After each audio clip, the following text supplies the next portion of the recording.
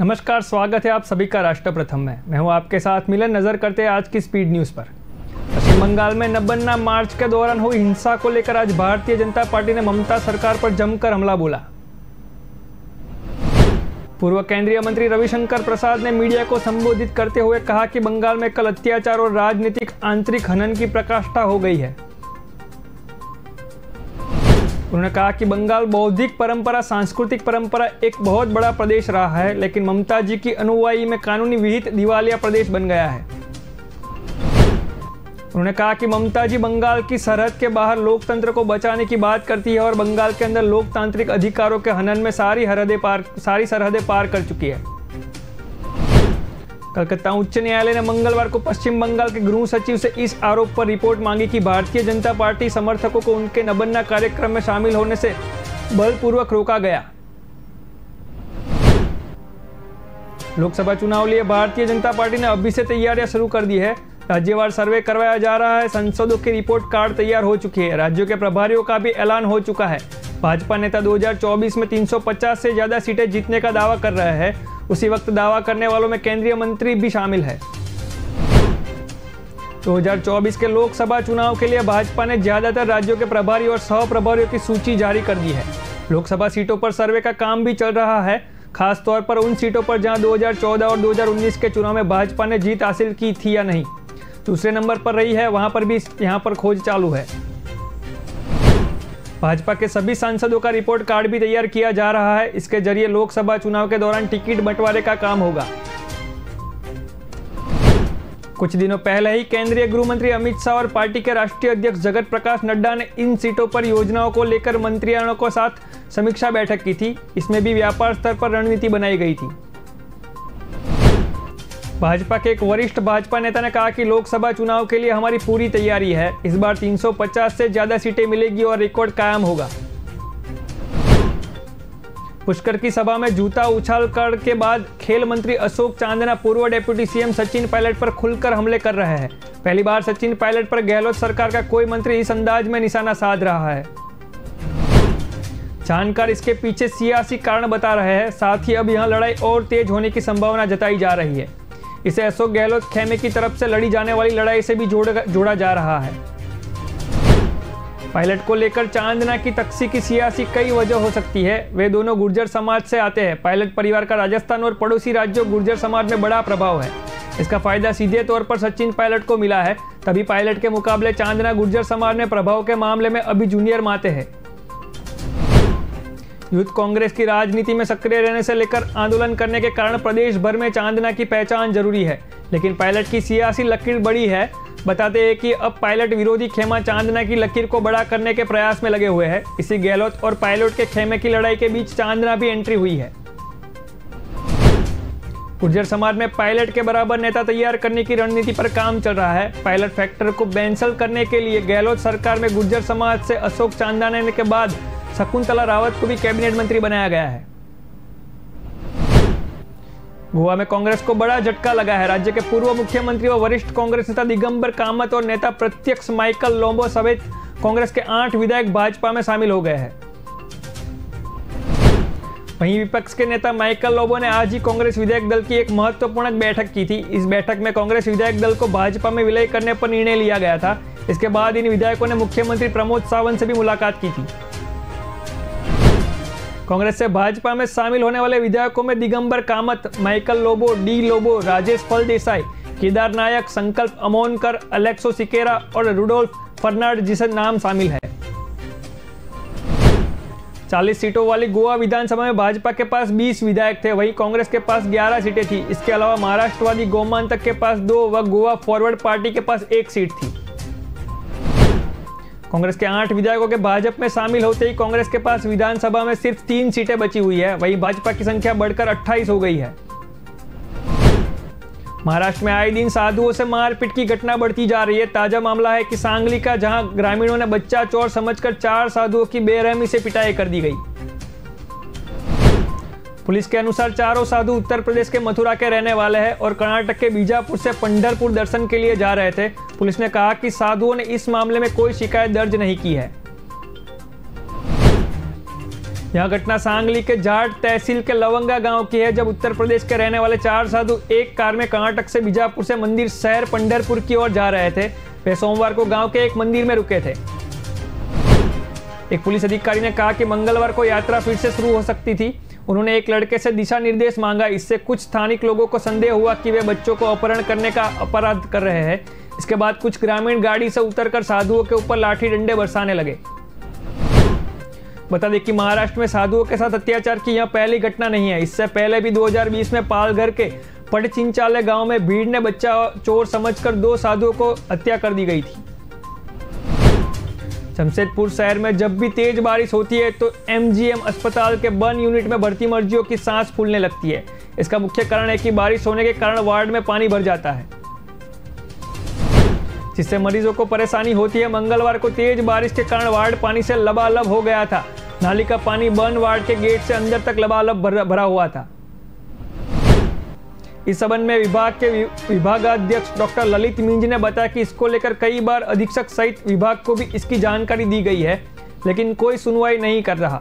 Burn unit critical care unit होता है। उसमें पानी भरने एवं गंदगी होने से मरीजों को इन्फेक्शन होने का डर रहता है। इस समय 4 से ज्यादा मरीज यहाँ पर भर्ती है। इधर MDM अस्पताल में लगातार हो रहे कार्य को देखने के लिए मंगलवार को देर रात अस्पताल पहुंचे हैं। उन्होंने सबसे पहले MDM अस्पताल के बर्न यूनिट को देखा, जहां बरसात का पानी भर गया था, जिसके कारण मरीजों को परेशानियों का सामना करना पड़ रहा था। उन्होंने देखा कि वार्ड के अलग अलग बनी सभी नाली जाम है, जिसके कारण नाली का पानी वार्ड में अंदर जा रहा है। उसके बाद अस्पताल के शीतगृह, इमरजेंसी सहित अस्पताल में हो रहे कार्य को देखने के साथ होमगार्ड जवानों के हाजिरी का रजिस्टर की चेक किया था। टाटा ग्रुप के पूर्व चेयरमैन साइरस मिस्त्री का 4 सितंबर को मुंबई अहमदाबाद हाईवे पर रोड एक्सीडेंट में निधन हो गया था। साइरस की Mercedes Benz GLS 220 car highway पर सूर्या नदी के पुल पर डिवाइडर से टकराई थी। पुलिस ने भारत से लेकर जर्मनी तक मर्सिडीज कंपनी के अधिकारियों से रिपोर्ट मांगी थी। मर्सिडीज ने इंडियन एक्सपर्ट्स की टीम के साथ कार की जांच कराई थी।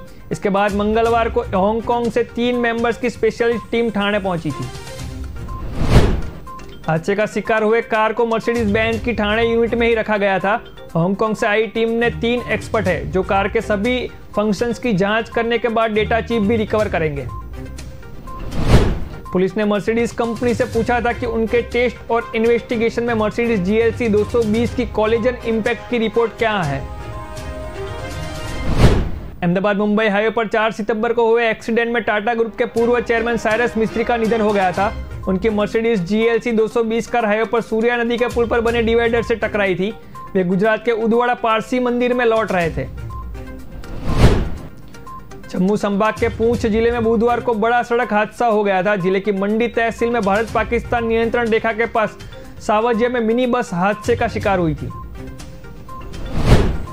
हादसे की जानकारी मिलते ही सेना और पुलिस के जवानों ने स्थानीय लोगों की मदद से बचाव अभियान शुरू कर दिया था। घायलों को नवदीकी अस्पताल में दाखिल किया जा रहा था।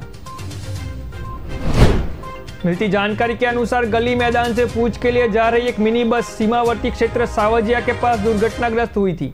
उसमें हादसे में 11 लोगों की मौत हो गई है और 25 से ज्यादा लोग घायल हैं। अधिकारियों ने बताया कि मौके पर सेना, पुलिस और स्थानीय ग्रामीणों द्वारा संयुक्त बचाव अभियान जारी है। उपराज्यपाल मनोज सिन्हा ने पूंछ सड़क हादसे पर गहरा दुख जताया। उन्हें कहा कि शोक संतप्त परिवारों के प्रति संवेदना है। घायलों को शीघ्र स्वास्थ्य की कामना करता हूं। पुलिस और सिविल अधिकारियों को घायलों को हर संभव इलाज मुहैया कराने का निर्देश किया है। मुख्यमंत्री योगी आदित्यनाथ ने गोरखनाथ मंदिर के हिंदू सेवाश्रम में जनता दरबार लगाया था। उन्होंने फरियादियों को सुना और प्रभावी कार्यवाही का भरोसा दिया। गुरु गोरखनाथ के दर्शन पूजन के बाद मुख्यमंत्री हिंदू सेवाश्रम में आयोजित जनता दरबार में पहुंचे थे। यहां 150 के करीब फरियादियों की समस्या सुनी और उचित कार्यवाही का आश्वासन दिया। यात्री निवास में इंतजार कर रहे 700 के करीब फरियादियों के लिए कमिश्नर, DM, SSP और अन्य अधिकारियों को निर्देश किया गया कि वे उनकी समस्या सुने। यहां सर्वाधिक शिकायतें पुलिस और राजस्व से जुड़ी हुई होगी। मुख्यमंत्री योगी आदित्यनाथ ने फिर एक बार दोहराया कि थाना और तहसील स्तर के मामलों का निस्तार वहीं किया जाए। इसमें लापरवाही करने वाले अफसरों को चिन्हित करना जरूरी है। जनता दरबार में कमिश्नर रवि कुमार, NGD कृष्णम, करुणेश, SSP गौरव ग्रोवर, SP सिटी कृष्णा कुमार बिश्नोई समेत अन्य अधिकारी शामिल रहे थे। दिल्ली के मुख्यमंत्री अरविंद केजरीवाल ने फ्री बिजली को लेकर एक बड़ा ऐलान किया है। केजरीवाल ने कहा कि दिल्ली में अब उन्हीं लोगों को बिजली सब्सिडी मिलेगी जो इसके लिए आवेदन करेगा। उन्होंने कहा कि कुछ लोग फ्री बिजली नहीं लेना चाहते, अब दिल्ली में उन्हीं लोगों को बिजली सब्सिडी मिलेगी जो इसके लिए आवेदन करेंगे। आप आज से आवेदन करना शुरू कर सकते हैं। दिल्ली के मुख्यमंत्री अरविंद केजरीवाल ने बुधवार को पहली बार पत्रकारों से रूबरू होकर बातचीत की। दिल्ली में फरवरी 2020 में सरकार बनने के बाद से पहली बार उन्होंने ऐसी प्रेस कॉन्फ्रेंस की थी। प्रेस कॉन्फ्रेंस के दौरान उन्होंने कहा कि दिल्ली में चमत्कार हुआ है। दिल्ली में 58 लाख बिजली उपभोक्ता के 37 लाख सब्सिडी मिलती है, जबकि 30 लाख के बिजली के बिल शून्य आते हैं। भाजपा ने पंजाब में ऑपरेशन लोटस चलाने का प्रयास किया है। आपके पास 10 MSS है और 25-25 करोड़ रुपए का आफरा देकर खरीदने का प्रयास किया गया है। सम प्रदेश कांग्रेस कमेटी के महासचिव कमरुल इस्लाम चौधरी ने अपने नेताओं के इस्तीफे की एक श्रृंगार के बीच असम में कांग्रेस को एक बड़ा झटका देते हुए सोमवार को कांग्रेस पार्टी की प्राथमिक सदस्यता से अपना इस्तीफा दे दिया था। कांग्रेस अध्यक्ष सोनिया गांधी को लिखे अपने त्याग पत्र में कमरुल इस्माइल चौधरी ने पार्टी की असल हकाई को अस्थिर बताया था। इस्लाम चौधरी ने कहा कि असम में कांग्रेस पार्टी की मौजूदा अस्थिरता पिछले कुछ महीनों के दौरान असम प्रदेश कांग्रेस कमेटी से दिशाहीन और भ्रमित नेतृत्व के कारण है, जिसने उन्हें भारतीय राष्ट्रीय कांग्रेस के सदस्य के रूप में छोड़ दिया है। अपने पत्र में उन्होंने आगे बताया कि असम कांग्रेस अध्यक्ष भूपेन बोरा सहित वरिष्ठ नेताओं को भारत के राष्ट्रपति के हाल ही में हुए चुनाव में कांग्रेस विधायकों के क्रॉस वोटिंग के मुद्दे के बारे में पता था। इस्लाम चौधरी ने आगे कहा कि मेरे जैसे हजारों जमीनी कार्यकर्ताओं ने वर्षों तक पार्टी के लिए खून पसीना दिया। सार्वजनिक स्वीकृति के बावजूद संबंधित कांग्रेस विधायकों के खिलाफ कोई कार्रवाई नहीं की जाने वाली।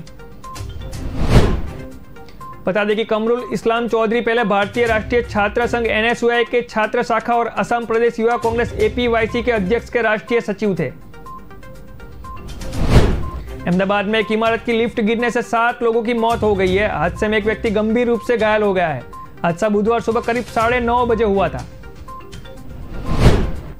जानकारी के मुताबिक बिल्डिंग की 9वीं मंजिल पर काम चल रहा था और मजदूर लिफ्ट के जरिए सामान ऊपर ले जा रहे थे। इसी दौरान 7वीं मंजिल पर पहुंचते ही लिफ्ट टूट गई। लिफ्ट के टूटने से 8 मजदूर वहां पर सवार थे। बता दें कि हादसे वाली यह इमारत गुजरात यूनिवर्सिटी के पास बन रही है। इसका नाम एस्पायर 2 है। यहाँ जो लिफ्ट गिरी है उसके कंस्ट्रक्शन मटेरियल ले जाने के लिए लगाया गया था। हादसे में जान गंवाने वाले मजदूरों के नाम संजय भाई बाबूभाई नायक, जगदीश भाई रमेश भाई नायक, अश्विन भाई सोमा भाई नायक, मुकेश भाई भरत भाई नायक, राजमलल सुरेश भाई खराड़ी और पंकज भाई शंकर भाई खराड़ी है। बता दें कि हादसे के बाद इलाके में अफरा तफरी मच गई थी। स्थानीय लोगों ने तुरंत मृतकों को निकाल और घायल मजदूरों को अस्पताल पहुंचाया था। भारतीय तटरक्षक बल और गुजरात ATS ने भारतीय समुद्री क्षेत्र में घुसी आई एक पाकिस्तानी बोट को पकड़ा हुआ है। इसमें करीबन 200 करोड़ रुपए का मूल्य के 40 किलो हेरोइन पकड़ने की जांच शुरू हो गई है। ICG के गिरवानी दल ने बोटों को जांच कर 33 समुद्री मील दूर एक बोट को दबोचा था। इन्हें ICG की त्वरित हमलावर बोटों ने पकड़ लिया था। चालक दल के 6 सदस्यों को गिरफ्तार भी कर लिया गया है। ATS के एक वरिष्ठ अधिकारी ने बुधवार को बताया कि गुजरात तट से दूर अरब सागर में एक पाकिस्तानी मछली पकड़ने वाली नाव से 200 करोड़ रुपए की मूल्य का 40 किलोग्राम हेरोइन जब्त किया गया है। ATS के अधिकारी ने कहा कि ड्रग्स ले जा रही मछली पकड़ने वाली बोट को कच्छ जिले के जांच बंदरगाह के पास तटरक्षक बल और ATS की एक संयुक्त टीम ने बीच समुद्र में ही रोका था। इसके जब हेरोइन को गुजरात तट पर उतारने के बाद सड़क मार्ग से पंजाब ले जाया जाने वाला था। बता दें कि पहले भी गुजरात के समुद्र तट से मादक पदार्थों की बड़ी खेप पकड़ी जा चुकी है। कुछ विदेशी नागरिकों द्वारा भी काफी गहरी मात्रा में नशीले पदार्थ गुजरात में घुसाने की कोशिश चल रही थी। महासमुंद जिले में धान उत्पादन किसानों के साथ सिस्टम की लूट का मामला सामने आया है। यहाँ अलग अलग राइस मिलरों ने किसानों से धान खरीदा है, लेकिन कई सालों से उनकी कीमत का भुगतान नहीं कर रहे। वहीं परेशान किसानों ने महासमुंद के रैली निकालकर कलेक्टर SP को इसका आवेदन पत्र दिया था। किसान कलेक्टर से मिलने की जिद पर कलेक्टर परिसर में ही सो गए। आधी रात को पुलिस ने उन्हें गिरफ्तार कर मंडी में पहुंचा दिया था। छत्तीसगढ़ किसान मजदूर महासंघ और किसान भुगतान संघर्ष समिति की अनुवाई में दर्जनों पीड़ित किसान मंगलवार दोपहर में महासमुंद कृषि उपज मंडी परिसर में झटका लगाने गए थे। वहां उन्होंने कन्हापुरी गांव के किसान कांतिलाल साहू को श्रद्धांजलि भी दी थी। सभी किसानों का आरोप है कि 65 वर्षीय साहू ने बकाया भुगतान नहीं होने की वजह से आई आर्थिक दिक्कतों की वजह से कीटनाशक पीकर अपनी जान दे दी थी। किसान जब पहुंचे तो वहां कलेक्टर और एसपी नहीं मिले। नाराज किसानों ने कलेक्टर एसपी से मिलने की जिद पकड़कर परिसर में ही धरना दे दिया था। टीआरएस के राज्यसभा सांसद जोगिनपल्ली संतोष कुमार ने तेलंगाना के महबूबनगर जिले में 800 साल पुराने विशाल बरगद के पेड़ पिल्लूमरी के संरक्षण के लिए अपने एमपी लेड फंड से 2 करोड़ रुपए की घोषणा की है। सांसद ने कहा कि पेड़ के संरक्षण की जिम्मेदारी लोगों की है, जिसका एक ऐतिहासिक पहलू जुड़ा हुआ है। ग्रीन इंडिया चैलेंज के संस्थापक ने राज्य के पर्यटन मंत्री श्रीनिवास गौड़ को पीपलमारी को संरक्षित करने के लिए बधाई दी थी। ग्रीन इंडिया फाउंडेशन के अध्यक्ष सांसद ने विशाल बरगद के पेड़ को बचाने के लिए जिला प्रशासन को धन्यवाद दिया। उन्होंने राज्य के पर्यटन मंत्री श्रीनिवास गौड़ को अपने बच्चों की तरह पेड़ की रक्षा करने की बधाई दी थी।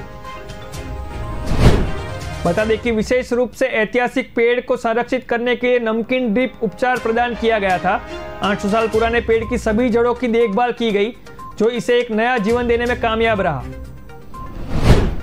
संतोष ने कहा कि यह देखकर खुशी होती है कि पिल्लमरी का पेड़ जो विलुप्त मात्रा में कगार पर था, अब हरे रंग में फल फूल दे रहा है। श्रीनिवासी गौड़ और संतोष कुमार ने मेट्टूर गड्ढा और पिल्लूमारी चौराहे पर पिल्लूमारी जंक्शन का उद्घाटन करने के बाद सेल्फी भी ली थी। समाजवादी पार्टी ने विधानमंडल सत्र से पहले बुधवार से 18 सितंबर तक प्रतिदिन प्रदेश सरकार के खिलाफ विधान भवन में प्रदर्शन का निर्णय लिया है। सपा प्रमुख अखिलेश यादव के घर को भी पुलिस ने घेर रखा है। सुबह से ही सपा विधायकों के घर के बाहर पुलिस तैनात कर दी गई है। समाजवादी पार्टी के कार्यालय पर भी भारी संख्या में पुलिस बल तैनात किया गया है। मानसून सत्र से पहले समाजवादी पार्टी ने महंगाई, बेरोजगारी, कानून व्यवस्था, किसानों आदि की समस्याओं को लेकर सपा विधायकों को चौधरी चरण सिंह की प्रतिमा के समक्ष प्रदर्शन करना था। प्रदर्शन से पहले ही सपा विधायकों के घर के बाहर पुलिस का पहरा लगा दिया गया था। सपा का आरोप है कि विधायकों को घर से निकलने नहीं दिया जा रहा। बता दें कि सपा विधायक मंडल दल के मुख्य सचेतक मनोज पांडे ने बताया था कि सपा विधायक यूपी में ध्वस्त कानून व्यवस्था, बढ़ती महंगाई और बेरोजगारी, पार्टी के नेताओं और कार्यकर्ताओं के खिलाफ हुई फर्जी मुकदमे, सूखा संकट, गन्ने किसानों के बयान भुगतान, किसानों के आत्महत्या समेत अन्य मुद्दों को लेकर 18 सितंबर तक प्रतिदिन 11 बजे से 2 बजे तक धरना करने वाले थे। कांग्रेस के पूर्व अध्यक्ष राहुल गांधी पार्टी को मजबूत करने के लिए भारत जोड़ो यात्रा निकाल रहे हैं। इसी बीच गोवा में कांग्रेस के बड़ा झटका लगता है। कांग्रेस के 8 विधायक आज भाजपा में शामिल हो जाते हैं। कांग्रेस के पूर्व विधायक माइकल लोबो ने कहा कि हम पीएम मोदी और सीएम प्रमोद सावंत के साथ मजबूत करने के लिए बीजेपी में शामिल हुए हैं। कांग्रेस छोड़ो बीजेपी को जोड़ो। वहीं सीएम प्रमोद सावंत ने कहा कि अब कांग्रेस छोड़ो यात्रा शुरू होगी। गोवा में कांग्रेस के कदावर नेता दिगंबर कामत, माइकल लोबो समेत 8 विधायक अपनी पार्टी छोड़कर भाजपा में शामिल हो गए हैं। भाजपा ज्वाइन करने से पहले बागी विधायकों ने मुख्यमंत्री प्रमोद सावंत से मुलाकात भी की थी। बता दें कि 40 विधानसभा सीटों वाले गोवा में सत्ताधारी भाजपा के 20 विधायक है। वहीं कांग्रेस के पास कुल 11 विधायक है। 8 विधायकों के कांग्रेस छोड़ने के बाद कांग्रेस के अब राज्य में 3 विधायक रह जाएंगे। यह पहला मौका नहीं है जब गोवा कांग्रेस में फूट पड़ी हो। इससे पहले भी जुलाई 2019 में कांग्रेस के 10 विधायक भाजपा में शामिल हो गए थे। पाला बदलने वाले विधायकों में विपक्ष के नेता चंद्रकांत कावेलकर भी शामिल थे। हालांकि 2022 में हुए विधानसभा चुनाव में कालेकर समेत 6 बागी विधायकों को हार का सामना करना पड़ा। सपा के वरिष्ठ नेता आजम खां के दिल्ली के गंगाराम अस्पताल में रूटीन चेकअप में ब्लॉकेज का पता चलने पर इमरजेंसी हुई है और एक स्टंट डाला गया है। उनकी पत्नी डॉक्टर तजीन फातिमा ने बताया कि रूटीन चेकअप के लिए गंगाराम अस्पताल में आए थे, जहां डॉक्टर्स ने हार्ट में ब्लॉकेज बताई, जिसके लिए एम्प्लोप्लास्टी कराकर एक स्टैंड लगाया गया है। कांग्रेस ने मोदी सरकार के खिलाफ हमले तेज कर दिए हैं। कांग्रेस अध्यक्ष सोनिया गांधी ने जहां एक अखबार में अलोखा लिखकर मोदी सरकार को घेरा है, वहीं राहुल गांधी ने आरोप लगाया कि पीएम नरेंद्र मोदी ने चीन को बंगेर जंग लड़े 1000 वर्ग किलोमीटर जमीन सौंप दी है। उन्होंने सरकार से पूछा कि वह बताए कि यह जमीन कब वापस आएगी। राहुल गांधी ने यह भी दावा किया है कि चीन के लद्दाख सीमा पर अप्रैल 2020 के पूर्व की स्थिति बहाल करने से इनकार कर दिया था। कांग्रेस नेता ने यह आरोप ऐसे वक्त लगाया कि जब दोनों देशों ने पूर्वी लद्दाख के गोंगेर हॉट स्प्रिंग इलाके में स्थित पेट्रोलिंग पॉइंट 15 से अपनी सेनाएं पीछे हट कर दी थी। बता दें कि भारत व चीन के बीच पैंगोंग झील क्षेत्रों में हिंसक झड़प के बाद 5 मई 2020 में पूर्वी लद्दाख सीमा पर गतिरोध शुरू हो गई थी। इसके बाद दोनों पक्षों ने धीरे धीरे अपने हजारों सैनिकों और भारी हथियारों को वहां से तैनात कर हटा दिया था। पेंगोंग झील क्षेत्र से सैन्य वापसी पिछले साल फरवरी में हुई थी, जबकि गोंगरा में पेट्रोलिंग पायलट 17 से सैनिकों और हथियारों की वापसी पिछले साल अगस्त में ही कर दी गई। राहुल गांधी से पूर्व कांग्रेस अध्यक्ष सोनिया गांधी ने भी आज मोदी सरकार पर बड़ा आरोप लगाया है। एक अंग्रेजी अखबार में लिखे ऑपेड में उन्होंने आरोप लगाया था कि चुनावी फायदे के लिए मोदी सरकार मतदाताओं का ध्रुवीकरण कर रही है और सामाजिक समरसता जानबूझकर भंग कर रही है। पूर्व केंद्रीय मंत्री रविशंकर प्रसाद ने कोलकाता में बीजेपी कार्यकर्ताओं पर पुलिस द्वारा किए गए हमले को लेकर टीएमसी पर हमला बोला है। कोलकाता हाईकोर्ट ने मंगलवार को पश्चिम बंगाल के गृह सचिव से इस आरोप पर रिपोर्ट भी मांगी थी, जबकि बीजेपी समर्थक और उनके नब्बना कार्यक्रम में जाने से बलपूर्वक रोका गया था। वहीं राज्य के अधिकारियों को यह सुनिश्चित करने का निर्देश दिया गया था कि कोई अनावश्यक गिरफ्तारी न हो। रैली के सिलसिले में किसी व्यक्ति को अनावश्यक रूप से हिरासत में न लिया जाए। हाईकोर्ट ने राज्य के गृह सचिव को 19 सितंबर तक रिपोर्ट सौंपने का निर्देश दिया गया है। टीएमसी ने आरोप लगाते हुए कहा कि भाजपा का पाखंड उजागर हो गया है। क्या हमारे पुलिसकर्मी इसी के लायक है? बारिश हो या धूप, वे अपनी सीमा के आगे जाकर लोगों की रक्षा करते हैं। वे हमें हर समय सुरक्षित रखते हैं। सोशल मीडिया के दिग्गज ट्विटर के शेयर होल्डर ने 13 सितंबर को $44 बिलियन डील को मंजूरी दे दी थी। ट्विटर के शेयराधिकारों ने मस्क में 54% $20 प्रति शेयर को बाय आउट प्रपोजल में पक्ष में वोट दिया था। कंपनी ने यह डील अरबपति टाइकून एलन मस्क के साथ की थी। हालांकि मस्क ने स्पैम अकाउंट की गलत जानकारी का हवाला देते हुए डील को खारिज कर दिया था। ऐसे में ट्विटर इसे लेकर कोर्ट पहुंच गया था और 17 अक्टूबर से अमेरिका के डेलहाउस कोर्ट में सुनवाई चालू थी। मस्क ने इस डील को कैंसिल करने के बाद एक ट्वीट किया था। इसमें उन्होंने 4 इमरजेंसी लगाई थी और एक तरह से डील का मजाक उड़ाया था। आज स्पीड न्यूज में बस इतना ही। खबरों को विस्तार से पढ़ने के लिए आप हमारे वेबसाइट का भी प्रयोग कर सकते हैं। हमारी वेबसाइट का पता है www.kalamkartavya.com। जय हिंद, जय भारत।